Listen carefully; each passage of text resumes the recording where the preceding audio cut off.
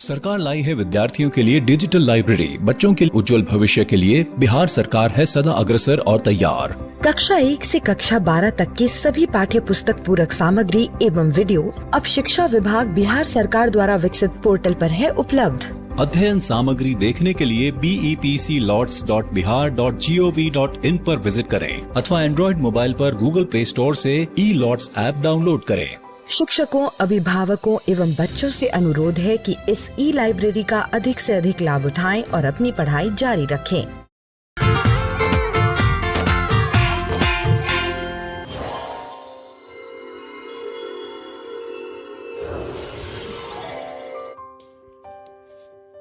बापू की कहानी, जिसमें हम बात करेंगे महात्मा गांधी के जीवन के बारे में।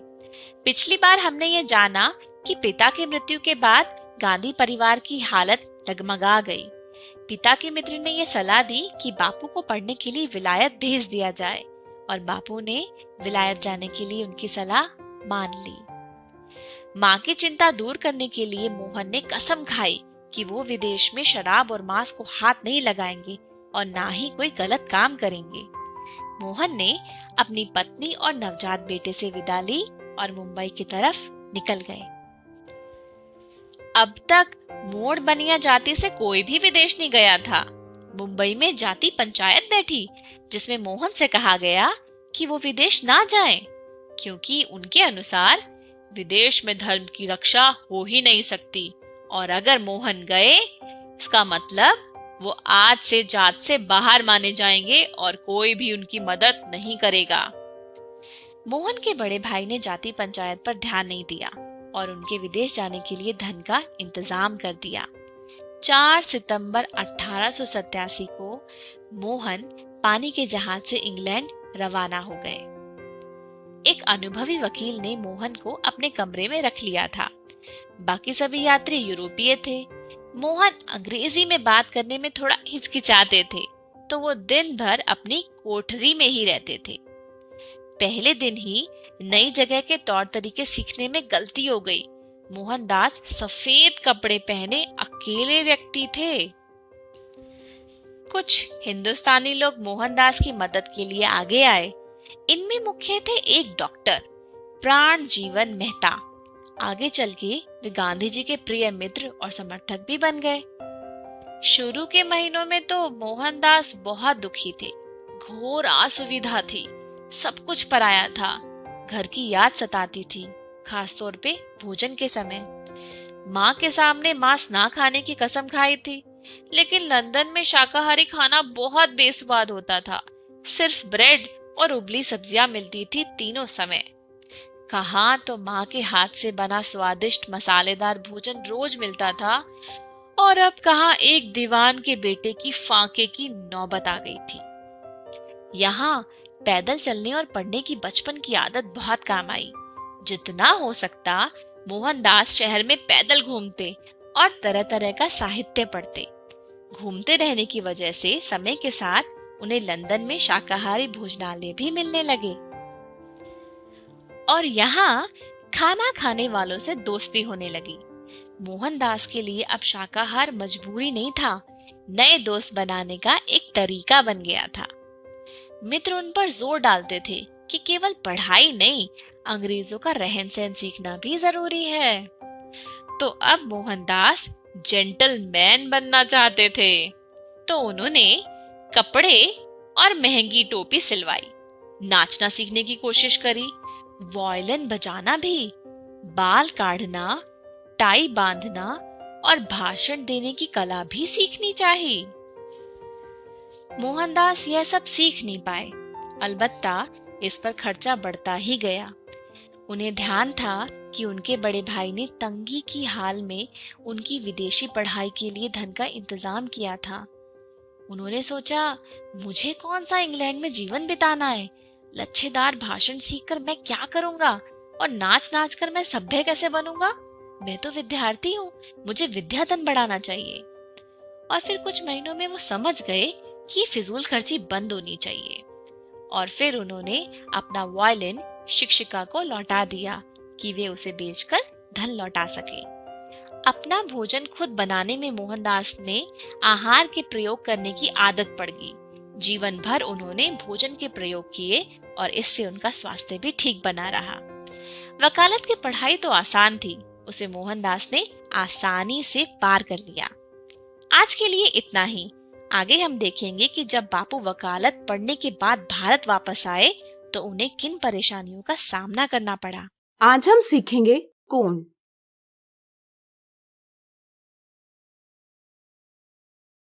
कोण यानी एंगल शब्द का उदय लैटिन भाषा के शब्द एंगुलस से हुआ है, जिसका अर्थ होता है कोना यानी कॉर्नर। जैसे घड़ी के दो कांटे कोना बनाते हैं, हम कहते हैं कि घड़ी के कांटे कोण बना रहे हैं। इस तरह से हम कोण कई स्थितियों में देखते हैं, जैसे कैंची की भुजाएं आपस में कोण बनाती हैं, टेबल के किनारे कोण बनाती हैं, इत्यादि। तो चलिए जानते हैं कोण क्या होते हैं।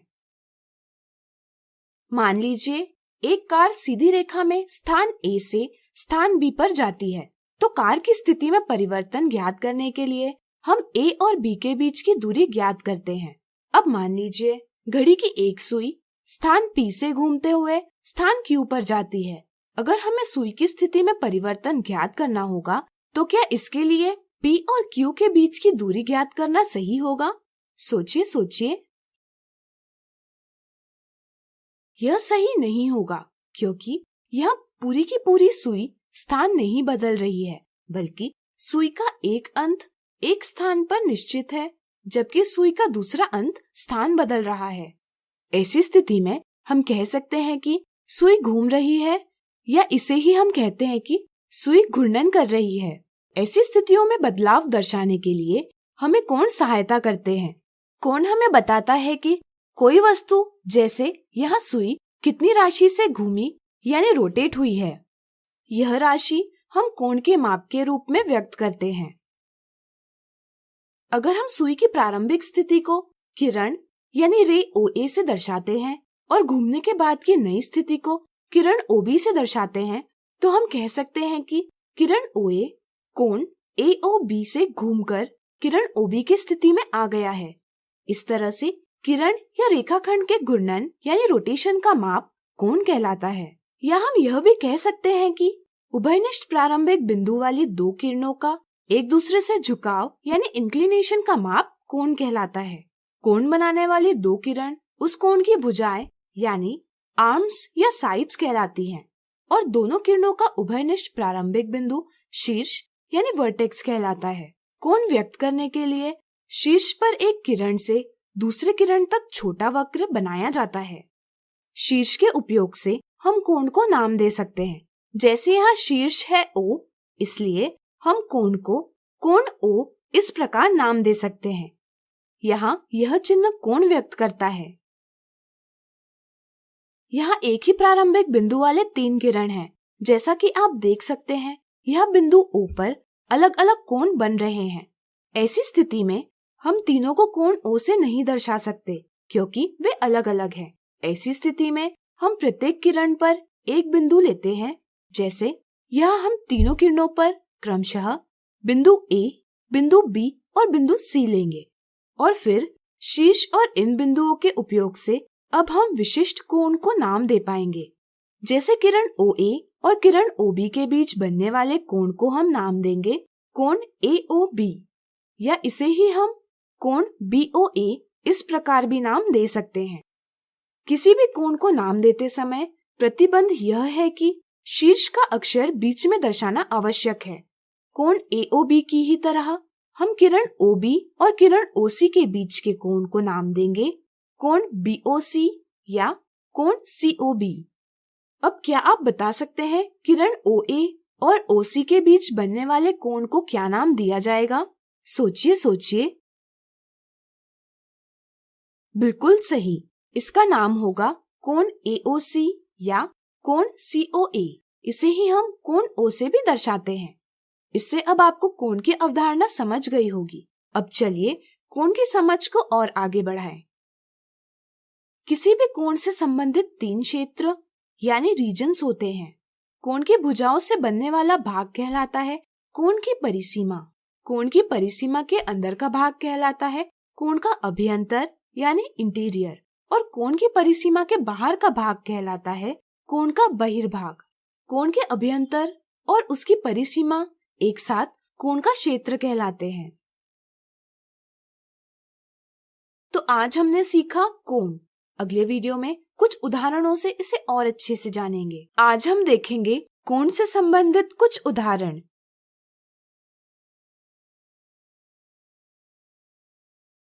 दी आकृतियों में सबसे ज्यादा कोण यानी एंगल्स कौन सी आकृति में है?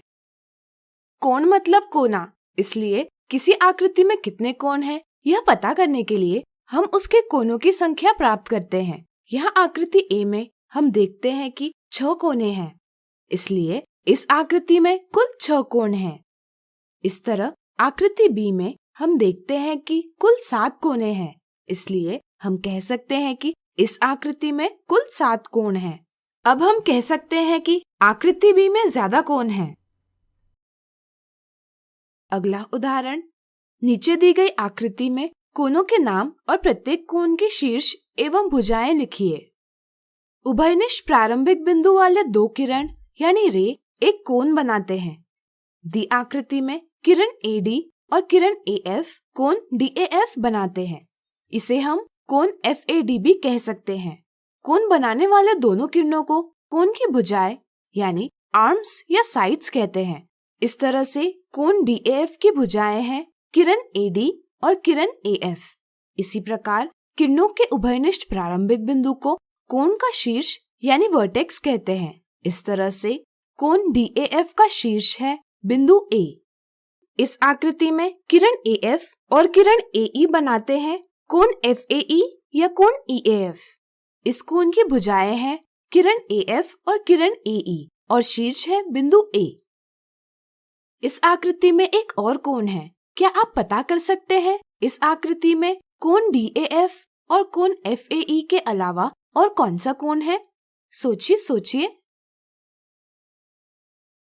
बिल्कुल सही, इस आकृति में तीसरा कोण है कोण DAE या कोण EAD। इस कोण की भुजाएं हैं किरण AD और किरण AE और शीर्ष है बिंदु A। अगला उदाहरण, नीचे दी आकृति के उपयोग से ज्ञात कीजिए कोण AOC के परिसीमा पर कौन से बिंदु है। कोण AOC के अभ्यंतर में कौन से बिंदु है और कोण AOC के बहिर्भाग में कौन से बिंदु है। पिछले वीडियो में हमने जाना कि कोण की भुजाओं से बनने वाला भाग कहलाता है कोण की परिसीमा यानी बाउंड्री। कोण की परिसीमा के अंदर का भाग कहलाता है कोण का अभ्यंतर यानी इंटीरियर और कोण की सीमा के बाहर का भाग कहलाता है कोण का बहिर्भाग यानी एक्सटीरियर। इस समझ के आधार पर चलिए दिए सवालों को हल करें। जैसा कि आप देख सकते हैं, दी आकृति में कोण की भुजाओं पर बिंदु A, बिंदु O, बिंदु F और बिंदु C है, इसलिए हम कह सकते हैं कि ये सभी बिंदु कोण की परिसीमा पर है। क्या आप बता पाएंगे कि कोण के अभ्यंतर में कौन से बिंदु है? सोचिए सोचिए। चलिए हम बताते हैं। यह बिंदु E बिंदु B के साथ बिंदु G भी कोण के अभ्यंतर में है। क्या आप बता सकते हैं क्यों हम कहते हैं कि बिंदु G कोण के अभ्यंतर में है? चलिए हम बताते हैं। क्योंकि कोण की भुजाएं किरणों से बनती हैं। किरण एक बिंदु से शुरू तो होते हैं, लेकिन इनका कोई अंत नहीं होता। इस तरह से हम किरणों को चाहे जितना बढ़ा सकते हैं। किरणों को बढ़ाने के साथ कोण का अभ्यंतर भी बड़ा हो जाएगा, यानी कि G भी कोण के अभ्यंतर में ही आएगा। इसी के साथ यह बिंदु D और बिंदु H कोण के बहिर्भाग में है। तो आज हमने देखे कोण से संबंधित कुछ उदाहरण। अगले वीडियो में हम देखेंगे इनसे जुड़ी कुछ मिथ्या धारणा और साधारण गलतियां। आज हम देखेंगे कोण से संबंधित मिथ्या धारणा और कुछ साधारण गलतियां। मिथ्या धारणा 1, नीचे दी आकृति में किरण यानी रे YX और किरण YZ द्वारा बनाए गए कोण यानी एंगल का नाम किस प्रकार नहीं लिखा जा सकता। कुछ बच्चे सवाल को ठीक प्रकार से नहीं पढ़ते। जल्दबाजी में वे समझते हैं कि सवाल में दिए आकृति में कोण का नाम क्या है यह पूछा है, इसलिए वे कोण का ऑप्शन 1 यह जवाब देते हैं। यह एक गलत जवाब है। कुछ बच्चों को यह ज्ञात नहीं होता कि कोण XYZ को ही कोण ZYX इस प्रकार भी लिखा जा सकता है। वे सोचते हैं कि कोण का नाम कोण ZYX इस प्रकार लिखना सही नहीं है, इसलिए वे दिए सवाल का ऑप्शन 2 यह गलत जवाब देते हैं। सही समझ यह है कि दिए चित्र में दर्शाए कोण का नाम कोण XYZ, कोण ZYX या कोण Y इस प्रकार दिया जा सकता है। कोण का नाम देते समय यह ध्यान रखना जरूरी है कि शीर्ष का अक्षर बचे दोनों अक्षरों के बीच रहे। बीच का अक्षर हमें बताता है कि कौन से बिंदु पर कोण बन रहा है। ऑप्शन 3 में अगर हम देखें तो बीच का अक्षर है Z, यानी कि इस ऑप्शन के अनुसार कोण बिंदु Z पर बन रहा है। लेकिन अगर हम आकृति को देखें तो कोण बिंदु Y पर बन रहा है, इसलिए कोण का नाम कोण XZY इस प्रकार नहीं लिखा जा सकता, यानी कि दिए सवाल का जवाब है ऑप्शन 3। अब चलिए जानते हैं कुछ साधारण गलतियां। अक्सर बच्चे कोण का नाम लिखते समय यह चिन्ह लिखना भूल जाते हैं या उसे लिखना जरूरी नहीं समझते, लेकिन यह एक गलत समझ है। कोण का नाम लिखते समय कोण का चिन्ह शुरुआत में लिखना अनिवार्य है। इस चिन्ह के उपयोग से यह समझ में आता है कि दिए अक्षर कोण का नाम है, इसलिए इस आकृति के कोण BAC या कोण CAB इस प्रकार लिखना सही है, जबकि BAC या CAB इस प्रकार लिखना गलत। अगर बच्चों को पूछा जाए कि दी आकृतियों में कौन सा कोण बड़ा है, तो वे किरणों की लंबाई के आधार पर पता करते हैं कि कौन सा कोण बड़ा है और कौन सा छोटा। जैसे यहाँ वे सोचते हैं कि कोण ABC कोण PQR से बड़ा है।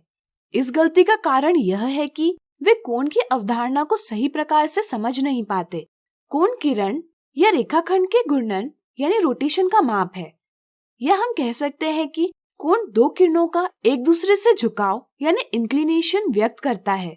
दी आकृतियों को अगर हम एक दूसरे पर व्यवस्थित करें तो यह पता चलता है कि यहाँ पहली आकृति और दूसरी आकृति के किरणों का एक दूसरे से झुकाव समान है, इसलिए हम कह सकते हैं कि यह दोनों कोण बराबर है।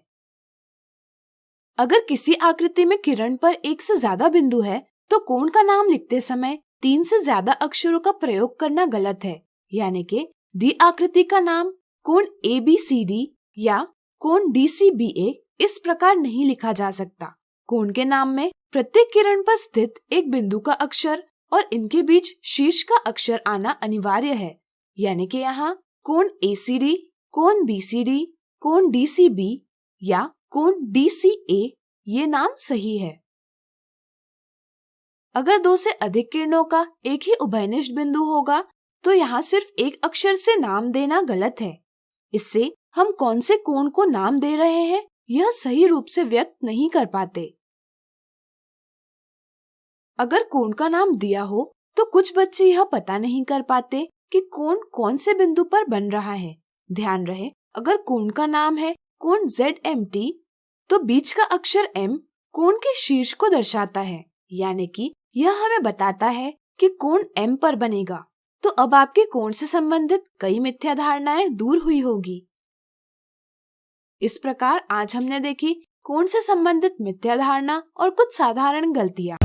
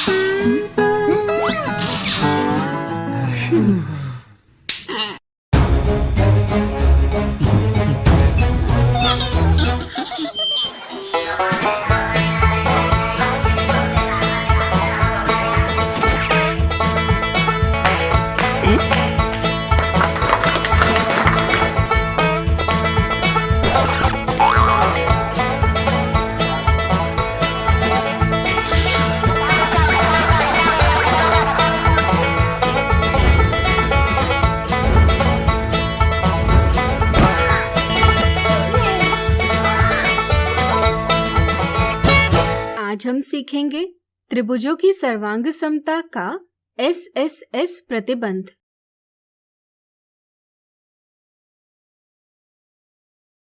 आपको याद ही होगा कि जब एक आकृति को दूसरी आकृति पर रखने से वे एक दूसरे को पूरी तरह ढक लेती है, तब दोनों का आकार एवं माप बराबर होते हैं। हम कहते हैं कि दोनों आकृतियां सर्वांग सम यानी कॉन्ग्रुएंट है।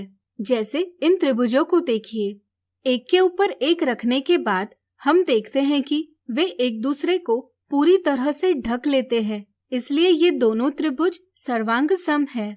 ज्यामिति में दो त्रिभुज की सर्वांग समता की जांच के लिए कुछ प्रतिबंधों का प्रयोग किया जाता है। इनमें से आज हम SSS प्रतिबंध को समझेंगे। चलिए इसे मजेदार तरीके से समझे। मान लीजिए हमें त्रिभुज ABC, जिसमें AB बराबर 5 सेंटीमीटर, BC बराबर 4 सेंटीमीटर और AC बराबर 7 सेंटीमीटर है, का सर्वांगसम त्रिभुज PQR का निर्माण करना है। क्या हम सिर्फ एक संगत भुजा यानी करस्पॉन्डिंग साइड समान रखकर त्रिभुज ABC के सर्वांगसम त्रिभुज PQR का निर्माण कर पाएंगे? सोचिए सोचिए। चलिए हम बताते हैं। सिर्फ एक भुजा AB को PQ के बराबर रखकर हम त्रिभुज PQR अलग अलग प्रकार से बना सकते हैं। चूँकि यहाँ हमें एक अद्वितीय यानी यूनिक त्रिभुज PQR प्राप्त नहीं होता, इसलिए यह कह पाना मुश्किल है कि त्रिभुज PQR त्रिभुज ABC से सर्वांगसम है या नहीं। इसलिए सिर्फ एक संगत भुजा समान रखकर त्रिभुज ABC का सर्वांगसम त्रिभुज PQR बनाया नहीं जा सकता। इसी प्रकार यदि हम दो संगत भुजाएं समान रखें तो क्या हम त्रिभुज ABC के सर्वांगसम त्रिभुज PQR का निर्माण कर पाएंगे? सोचिए सोचिए। चलिए हम बताते हैं। अगर भुजा AB को PQ के बराबर रखें और भुजा BC को QR के बराबर रखें तो हम त्रिभुज PQR अलग अलग प्रकार से बना सकते हैं। यानी अब भी एक अद्वितीय त्रिभुज PQR का निर्माण नहीं हुआ, इसलिए अब भी यह कह पाना मुश्किल है कि त्रिभुज PQR और त्रिभुज ABC सर्वांगसम है या नहीं। इसलिए दो संगत भुजाएं समान रखकर त्रिभुज ABC का सर्वांगसम त्रिभुज PQR का निर्माण नहीं किया जा सकता। अब चलिए देखते हैं, जब हम तीनों संगत भुजाओं को बराबर रखते हैं तो हमें त्रिभुज ABC का सर्वांगसम त्रिभुज PQR प्राप्त होगा या नहीं। त्रिभुज PQR बनाने के लिए यहाँ हम PQ बराबर AB बराबर 5 सेंटीमीटर, QR बराबर BC बराबर 4 सेंटीमीटर और PR बराबर AC बराबर 7 सेंटीमीटर लेंगे। सबसे पहले हम PQ बना लेंगे, जिसकी लंबाई 5 सेंटीमीटर है। अब हमें बिंदु R का स्थान ज्ञात करना है, लेकिन प्रतिबंध यह है कि PR बराबर 7 सेंटीमीटर होना चाहिए और QR बराबर 4 सेंटीमीटर होना चाहिए। तो बताइए हम R का स्थान कैसे ज्ञात करेंगे? सोचिए सोचिए। बिल्कुल सही। इसके लिए हम प्रकार का प्रयोग करेंगे। R का स्थान ज्ञात करने के लिए प्रकार में हम 4 सेंटीमीटर दूरी लेंगे और नुकीला सिरा Q पर रखकर चाप खींचेंगे। इस चाप का प्रत्येक बिंदु Q से 4 सेंटीमीटर की दूरी दर्शाता है। फिर हम प्रकार में 7 सेंटीमीटर की दूरी लेकर नुकीला सिरा P पर रखेंगे और पहले चाप को काटता एक और चाप खींचेंगे।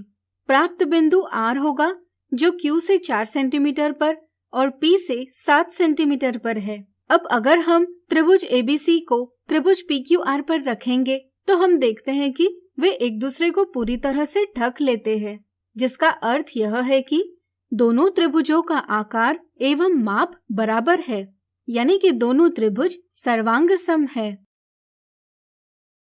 इस प्रकार अब हम कह सकते हैं कि एक सुमेलन यानी मैचिंग या करस्पॉन्डेंस के अंतर्गत यदि किसी त्रिभुज की भुजाएं दूसरे त्रिभुज की संगत भुजाओं के बराबर हो तो वे त्रिभुज सर्वांग सम त्रिभुज कहलाते हैं। त्रिभुजों की सर्वांग समता के इस प्रतिबंध को भुजा भुजा भुजा यानी साइड साइड साइड प्रतिबंध कह सकते हैं। इसे संक्षेप में SSS प्रतिबंध कहते हैं। अब यहाँ दो त्रिभुज DEF और त्रिभुज MNO दर्शाए गए हैं। तो क्या अब आप त्रिभुजों के दिए युग्म सर्वांग सम है अथवा नहीं यह ज्ञात कर पाएंगे? वीडियो रोककर प्रयास कीजिए। चलिए हम बताते हैं।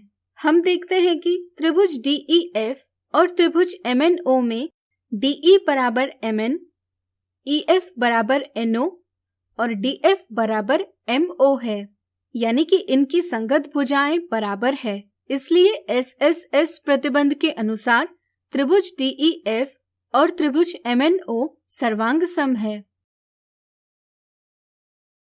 अब अगर हम त्रिभुज GHI और त्रिभुज JKL की बात करें तो यहाँ GH बराबर JK है और HI बराबर KL है, लेकिन तीसरी संगत भुजा GI और JL बराबर नहीं है, इसलिए यहाँ SSS प्रतिबंध का पालन नहीं होता। इसलिए त्रिभुज GHI और त्रिभुज JKL सर्वांग सम नहीं है। अब आपकी SSS प्रतिबंध की समझ बन गई होगी। तो आज हमने सीखा त्रिभुजों की सर्वांग समता का SSS प्रतिबंध। अगले वीडियो में इससे संबंधित कुछ उदाहरण देखेंगे। आज हम देखेंगे त्रिभुजों की सर्वांग समता के SSS प्रतिबंध से संबंधित उदाहरण।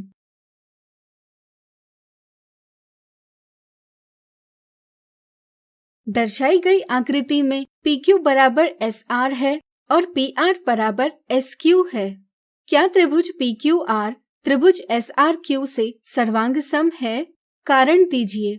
हमें दिया गया है कि त्रिभुज PQR और त्रिभुज SRQ में PQ बराबर SR है और PR बराबर SQ है। इसी के साथ हम देख सकते हैं कि दोनों त्रिभुजों में भुजा QR उभयनिष्ठ यानी कॉमन है। आपको याद होगा कि यदि एक सुमेलन यानी मैचिंग के अंतर्गत किसी त्रिभुज की भुजाएं दूसरे त्रिभुज की संगत भुजाओं यानी करस्पॉन्डिंग साइड्स के बराबर हो तो वे त्रिभुज सर्वांग सम त्रिभुज यानी कॉन्ग्रुएंट ट्रायंगल्स कहलाते हैं।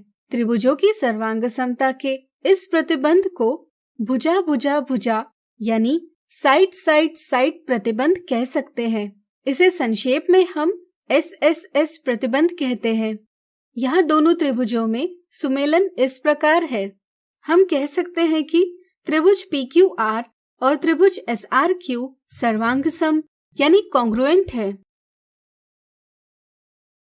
अगला उदाहरण, नीचे दी गई आकृतियों में त्रिभुजों का कौन सा युग्म SSS प्रतिबंध के अंतर्गत सर्वांग सम है?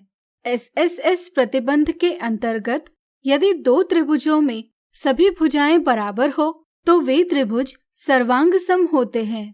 त्रिभुजों के पहले युग्म यानी त्रिभुज ABC और त्रिभुज QRP में AB बराबर QR बराबर 5 सेंटीमीटर, BC बराबर RP बराबर 8 सेंटीमीटर और AC बराबर QP बराबर 7 सेंटीमीटर है।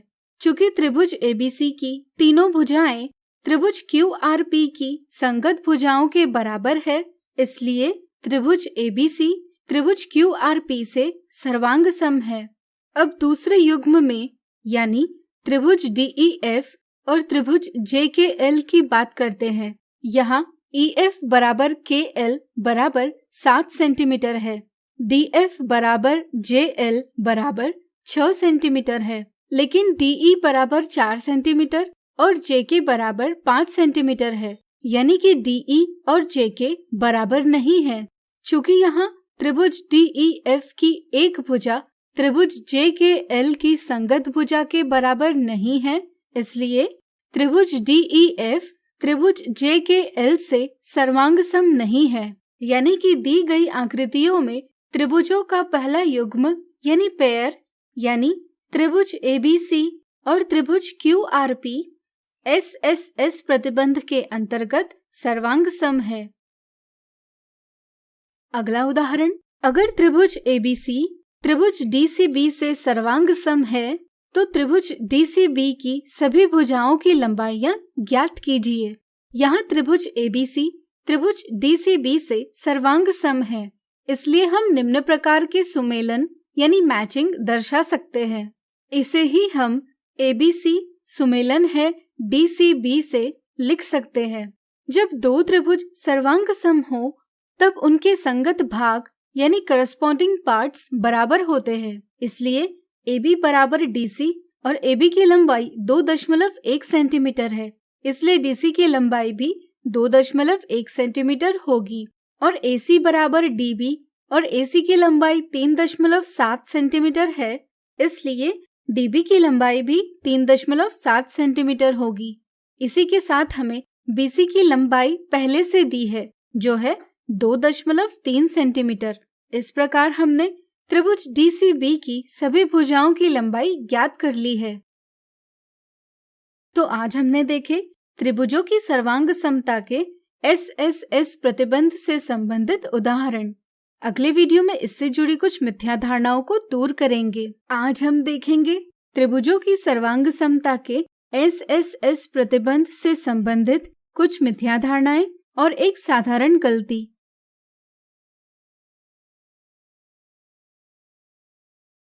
मिथ्या धारणा 1, दर्शाई गई आकृतियों में से कौन सी आकृति के त्रिभुज सर्वांग सम यानी कॉन्ग्रुएंट है? कुछ बच्चों की SSS सर्वांग समता यानी कॉन्ग्रुएंस की समझ नहीं बन पाती। वे सोचते हैं कि SSS सर्वांग समता सिर्फ समबाहु त्रिभुज यानी इक्विलैटरल ट्रायंगल के लिए ही सत्य होती है। वे पहली आकृति में देखते हैं कि दोनों त्रिभुज समबाहु त्रिभुज है और दूसरी आकृति में समबाहु त्रिभुज नहीं है, इसलिए वे सोचते हैं कि सिर्फ आकृति 1 में दिए त्रिभुज ही सर्वांग सम है। इस समझ के साथ वे ऑप्शन 1 का चयन करते हैं, जो कि एक गलत जवाब है। सही समझ यह है कि जब किसी त्रिभुज की भुजाएं दूसरे त्रिभुज की संगत भुजाओं के बराबर हो तो वे त्रिभुज सर्वांग सम त्रिभुज कहलाते हैं। त्रिभुजों की सर्वांग समता के इस प्रतिबंध को भुजा भुजा भुजा यानी साइड साइड साइड प्रतिबंध कह सकते हैं। इसे संक्षेप में SSS प्रतिबंध कहते हैं। पहली आकृति में दोनों त्रिभुजों की सभी भुजाएं 3 सेंटीमीटर लंबाई की है, इसलिए पहली आकृति में दिए त्रिभुज सर्वांग सम है। दूसरी आकृति की बात करें तो इसमें OM बराबर PQ बराबर 3 सेंटीमीटर है, MN बराबर QR बराबर 2 सेंटीमीटर है, NO बराबर RP बराबर 5 सेंटीमीटर। अतः त्रिभुज OMN और त्रिभुज PQR की तीनों संगत भुजाएं यानी करस्पॉन्डिंग साइड्स एक दूसरे के बराबर है, इसलिए आकृति 2 में दर्शाए गए दोनों त्रिभुज भी सर्वांग सम है। त्रिभुज OMN त्रिभुज PQR से सर्वांग सम है। इस समझ के साथ सही जवाब है ऑप्शन दूसरा। मिथ्या धारणा 2 ज्ञात कीजिए, त्रिभुज PQR और त्रिभुज XYZ सर्वांग सम है या नहीं? कुछ बच्चे यह देखते हैं कि दिए त्रिभुजों की स्थितियां अलग अलग है। वे इस बात पर ध्यान नहीं देते कि उनकी संगत भुजाओं की लंबाइयां बराबर है। इस समझ के साथ वे सोचते हैं कि दिए त्रिभुज सर्वांग सम नहीं है, इसलिए वे ऑप्शन 2 का चयन करते हैं, जो कि गलत जवाब है। सही समझ यह है कि जब दो त्रिभुजों की संगत भुजाएं बराबर हो तब SSS प्रतिबंध के अंतर्गत वे सर्वांग सम होते हैं। यहाँ त्रिभुज PQR और त्रिभुज XYZ में PQ बराबर XY है, QR बराबर YZ है और RP बराबर ZX है। दोनों की संगत भुजाएं बराबर है, इसलिए दोनों त्रिभुज सर्वांग सम है, यानी कि ऑप्शन 1 सही जवाब है। अब चलिए एक गलती को समझें।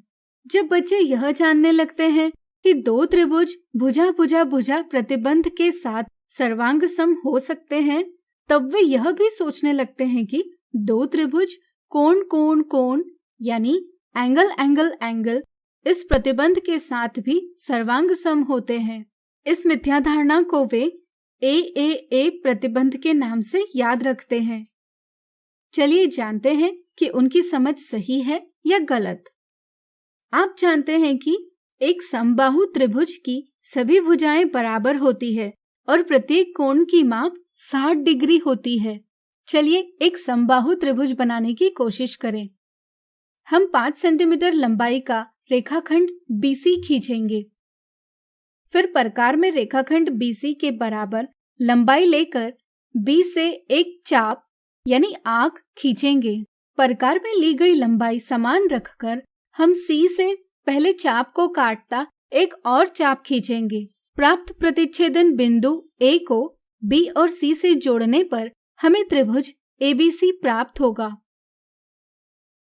चांदे से अगर हम इसके कोणों की माप ले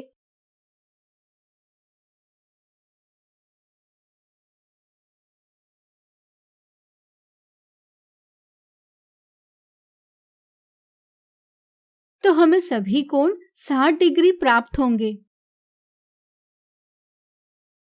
क्या हम एक समबाहु त्रिभुज बना सकते हैं जिसकी भुजा की लंबाई 6 सेंटीमीटर हो? सोचिए सोचिए। अगर हम ऊपर दी गई विधि से त्रिभुज PQR बनाएं तो हमें एक समबाहु त्रिभुज प्राप्त होगा। अगर हम इस त्रिभुज के कोणों की माप लेंगे तो इस स्थिति में भी हमें सभी कोण 60 डिग्री माप के प्राप्त होंगे। हम देखते हैं कि त्रिभुज ABC और त्रिभुज PQR दोनों के सभी कोण 60 डिग्री है। तो क्या वे सर्वांग सम है? सोचिए सोचिए। नहीं, क्योंकि इनके संगत भुजाओं की लंबाइयां समान नहीं है, इसलिए सिर्फ कोणों के आधार पर दो त्रिभुज सर्वांग सम है या नहीं यह बताया नहीं जा सकता। इसलिए ए प्रतिबंध से त्रिभुजों के सर्वांग समता की जांच नहीं की जा सकती।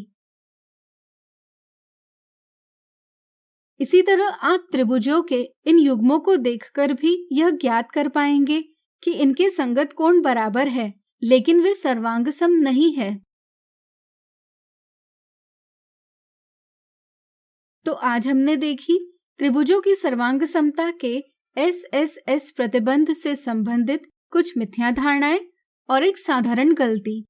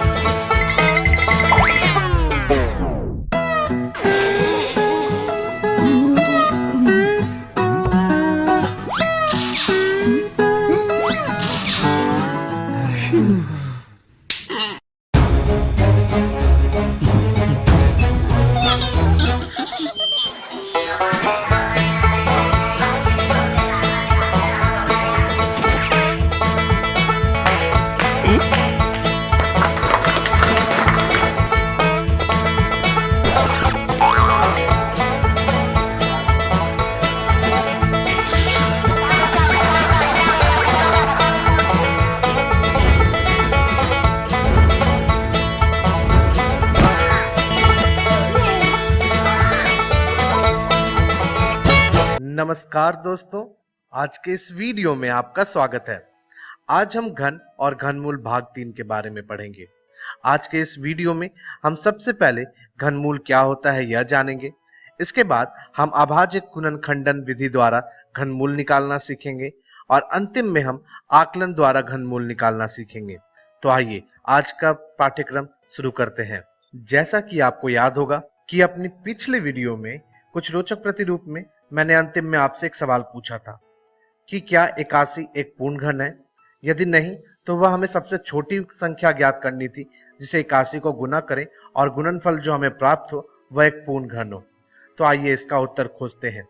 सबसे पहले 81 का हम अभाज्य गुणनखंडन करेंगे और जो रूप हमें ज्ञात होगा वह 3 गुना 3 गुना 3 गुना 3 होगा। यहाँ हम देखेंगे कि अभाज्य गुणनखंड 3 का हमारे पास एक ही समूह 3 का बन रहा है और एक 3 ऐसे का ऐसा ही रह जा रहा है।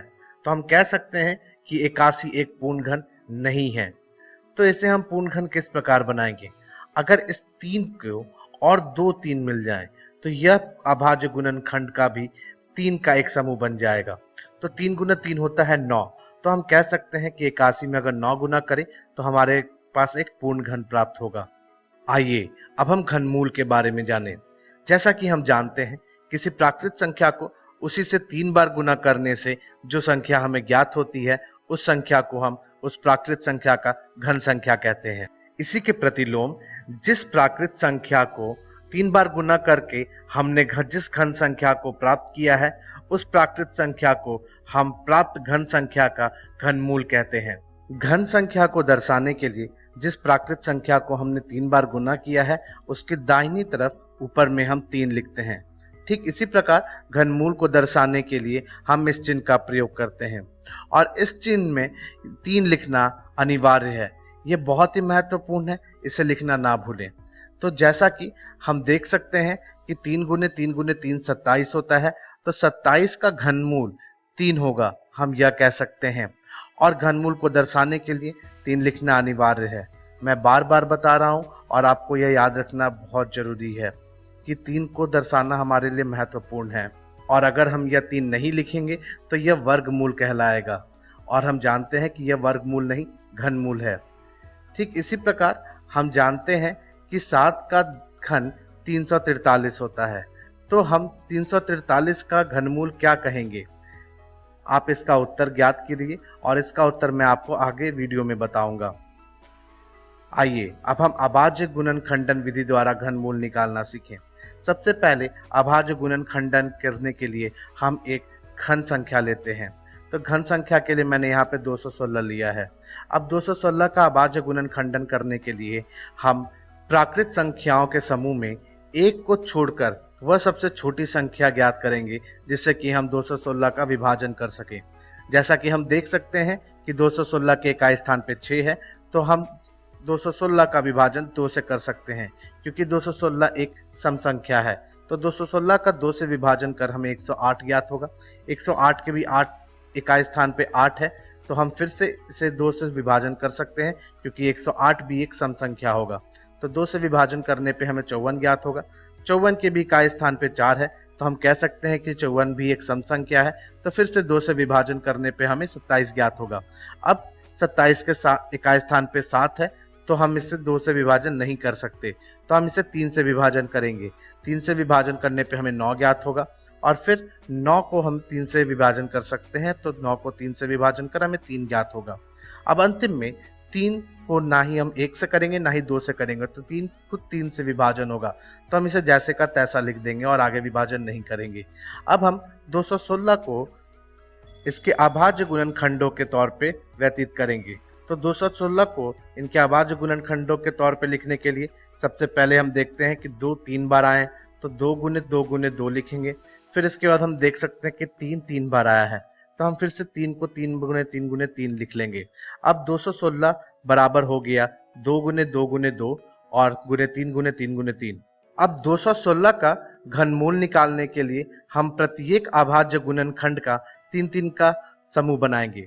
तो 2 का 3 3 का समूह 1 बन गया, तो इन 3 2 के जगह हम 1 लिखेंगे 2, और 3 के 1 3 के समूह के जगह हम 1 बार 3 लिखेंगे, तो हो गया गुने 3। तो अब हम कह सकते हैं कि 216 का घनमूल जो बराबर होगा वह 2 गुने 3 के बराबर होगा। तो 2 गुने 3 कितना होता है? जी हाँ, यह 6 होता है। तो हम कह सकते हैं कि 216 का घनमूल 6 होगा। अब जैसा कि मैंने आपसे घनमूल में एक सवाल पूछा था कि 7 का घन अगर 343 है तो 343 का घनमूल क्या होगा? अगर आपका उत्तर इसका 7 है तो आप बिल्कुल सही हैं। आइए अब हम एक जादू सीखें। जी हाँ, यह गणित का जादू है। इस जादू में किसी एक पूर्ण घन के अंकों को देख हम यह बता सकते हैं कि उस पूर्ण घन का घनमूल कितना होगा। अब गणित के इस जादू को करने के लिए आपको दो चीजें याद रखनी बहुत जरूरी है। सबसे पहली चीज यह है, आपको याद होगा कि घन और घनमूल के पहले वीडियो में मैंने आपसे कहा था कि आप इसे याद कर लें। किसी भी प्राकृत संख्या के अगर इकाई स्थान पे 0, 1, 4, 5, 6 व 9 है तो उसके घन संख्या के इकाई स्थान पे भी वही अंक होंगे। लेकिन अगर किसी भी प्राकृत संख्या के इकाई स्थान पर 2, 3 व 7 व 8 है तो उनके इकाई स्थान पे वही अंक नहीं होते। तो 2 की जगह 8 होता है व 8 की जगह 2।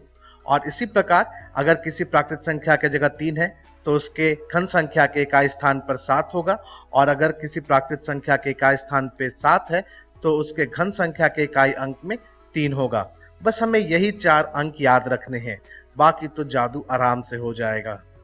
इसके बाद दूसरी चीज जो हमें याद रखनी है वह पहले 10 प्राकृत संख्याओं के घन को याद रखना है। तो हम 1 से 10 तक के घन को याद रख लेंगे। तो चलिए अब हम जादू करने की प्रक्रिया सीखें। इसके लिए हम उदाहरण के लिए एक संख्या लेते हैं जो कि एक घन संख्या है। तो हमने यहाँ पे लिया 2,50,047। अब हम दाएं से बाएं की तरफ बढ़ेंगे और दाएं से बाएं की तरफ बढ़ते वक्त हम 3-3 अंकों का समूह बनाएंगे। तो हमने पहला एक समूह बनाया और इसी की तरह हमने दूसरा समूह भी बना लिया। अब हम इन दोनों समूह को अलग अलग लिख लेंगे और इन दोनों समूह को एक एक कर अलग अलग चरण में प्रयोग कर हम इसका उत्तर निकालेंगे। तो पहला समूह का हम प्रयोग करते हैं। तो पहला समूह हमारा है 047। अब इस समूह से हम घनमूल के इकाई स्थान का पता लगाते हैं। जी हाँ, इसके लिए हम पहला समूह के इकाई स्थान पे देखेंगे कि क्या है। तो इकाई स्थान पर यहाँ 7 है। अब हम इस सारणी का प्रयोग कर यह देख सकते हैं कि घन संख्या के इकाई स्थान में 7 तब होता है जब इस संख्या के इकाई स्थान पर 3 हो। तो हम कह सकते हैं कि घनमूल के इकाई स्थान पर 3 होगा। अब हम दूसरा समूह लेंगे। अब इस समूह का प्रयोग हम घनमूल के दूसरे स्थान दहाई को निकालने के लिए करेंगे। 250 हम यह देखेंगे कि क्रमागत घन संख्याओं के किन दो क्रमागत घन संख्याओं के बीच आएगा। तो हम देख सकते हैं कि 250, 216 व 343 के बीच में आएगा और 216 व 343 6 व 7 के घन संख्याएं होती हैं। तो हम इनको कुछ इस प्रकार लिख सकते हैं कि 250 6 व 7 के घन संख्याओं के बीच आएगा। इस परिस्थिति में हमें सबसे पहले छोटी संख्या लेनी है। तो हम 6 लेंगे। तो हमारा दहाई अंक हो गया 6। तो हम कह सकते हैं कि 2,50,047 का घनमूल 63 होगा। था ना यह भी बड़ा आसान। तो आइए अब आपके लिए एक और प्रश्न है कि 7,78,688 का आकलन कर यह बताइए कि इसका घनमूल कितना होगा। आपको इसका उत्तर मैं अपनी अगली वीडियो में दूंगा। तो आज के इस वीडियो में हमने सबसे पहले यह सीखा कि घनमूल क्या होता है। इसके बाद हमने यह भी सीखा कि अभाज्य गुणन खंडन द्वारा हम किस प्रकार घनमूल निकाल सकते हैं, और अंतिम में हमने यह भी सीखा कि आकलन द्वारा हम किस प्रकार घनमूल ज्ञात कर सकते हैं। अब अपनी अगली वीडियो में हम सबसे पहले ऋणात्मक पूर्ण घन संख्याओं का घनमूल निकालना सीखेंगे। इसके बाद हम यह भी सीखेंगे कि किस प्रकार हम परिमेय संख्याओं का घनमूल ज्ञात करते हैं, और अंतिम में हम यह भी सीखेंगे कि दशमलव संख्याओं का घनमूल किस प्रकार ज्ञात किया जा सकता है। तो हम अपनी अगली वीडियो में मिलते हैं। चलिए अब हम कुछ प्रश्नों को देखते हैं। प्रश्न 1, अगर 14 का घन 2744 है तो 2744 का घनमूल कितना होगा।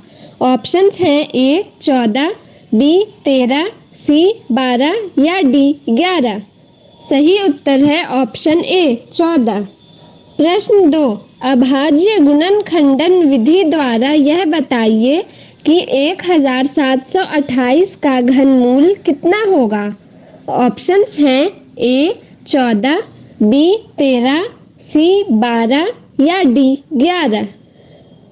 सही उत्तर है ऑप्शन C 12। प्रश्न 3, आकलन द्वारा यह बताइए कि 73,248 का घनमूल कितना होगा? ऑप्शंस हैं ए 78, बी 72, सी 88 या डी 82। सही उत्तर है ऑप्शन बी 72। प्रश्न 4, अभाज्य गुणनखंडन विधि द्वारा यह बताइए कि 4096 का घनमूल कितना होगा? ऑप्शंस हैं ए 128, बी 64, सी 32 या डी 16। सही उत्तर है ऑप्शन डी 16। प्रश्न 5, आकलन द्वारा यह बताइए कि 1,75,616 का घनमूल कितना होगा? ऑप्शंस हैं ए 66, बी 56, सी 64 या डी 54। सही उत्तर है ऑप्शन बी 56।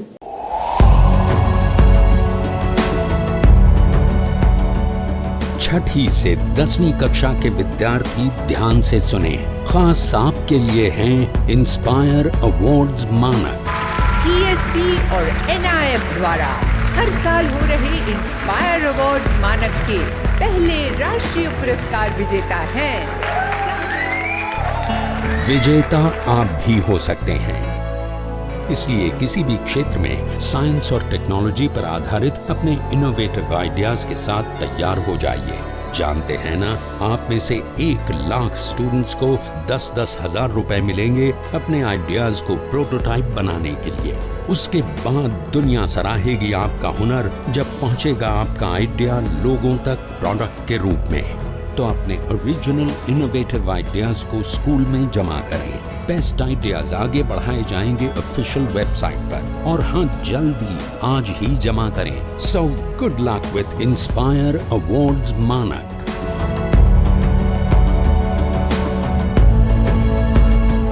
तो आशा करती हूँ बच्चों, आज के एपिसोड में आपने जरूर कुछ नया सीखा होगा। मिलते हैं अगले एपिसोड में। बाय बाय बच्चों।